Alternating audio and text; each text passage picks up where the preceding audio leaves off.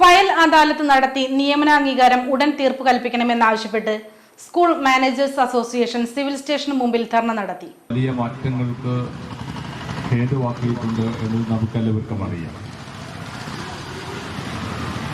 ആ തലങ്ങളിലാണ് നിന്നുകൊണ്ടാണ്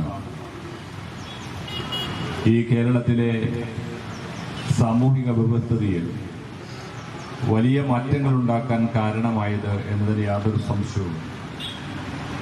അതുകൊണ്ട് തന്നെ കേരളത്തിലെ മാറി മാറി വന്ന ഗവൺമെന്റുകൾ വളരെ പ്രയാസങ്ങളൊന്നുമില്ലാതെ തന്നെ ആ മാനേജ്മെന്റുകളെ കൂടി ഉൾപ്പെടുത്തിക്കൊണ്ട് അല്ലെങ്കിൽ അവരെ കൂടി പരിഗണിച്ചുകൊണ്ട് വിദ്യാഭ്യാസ പ്രവർത്തനങ്ങളിൽ എല്ലാം പങ്കെടുപ്പിച്ചുകൊണ്ട് അവർക്ക് ആവശ്യമായ സൗകര്യങ്ങൾ പരിമിതമായി നിന്നുകൊണ്ട് തന്നെ ചെയ്തു കൊടുത്തുകൊണ്ടും അവരെയൊക്കെ കൂടെ കൂട്ടുകയും ഒപ്പം നിർത്തുകയും ചെയ്തുകൊണ്ട് കേരളത്തിലെ വിദ്യാഭ്യാസം മുന്നോട്ട് കൊണ്ടുപോകുന്നുണ്ടായി. നിയമനം ലഭിച്ചുകൊണ്ട് താൽക്കാലികമായി നിയമനം ലഭിച്ച ആളുകൾക്ക് ശമ്പളം നൽകാതെ 1500-ലധികം അധ്യാപകർ ഇവിടെ ജോലി ചെയ്യുകയാണ്.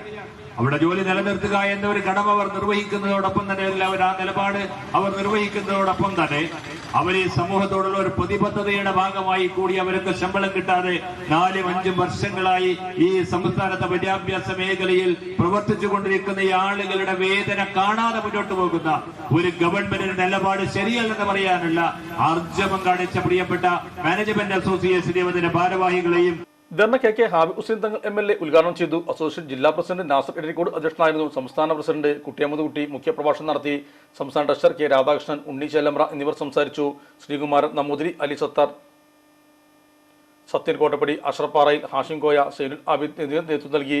ജില്ലാ ജനറൽ സെക്രട്ടറി അസീസ് പന്തലൂർ സ്വാഗതവും ട്രഷറർ ബിജു മേലാറ്റൂർ നന്ദിയും പറഞ്ഞു. നമ്മുടെ സംതൃപ്തിയേക്കാൾ വിലപ്പെട്ടതാണ് നമുക്ക് വേണ്ടപ്പെട്ടവരുടെ സന്തോഷം. പരിശുദ്ധമായവ ഹൃദയപൂർവ്വം സമ്മാനിക്കുമ്പോൾ നമ്മുടെ സന്തോഷവും ഇരട്ടിയാകും. Dubai Golden Diamonds, Pride of Generations, India, Oman, Bahrain.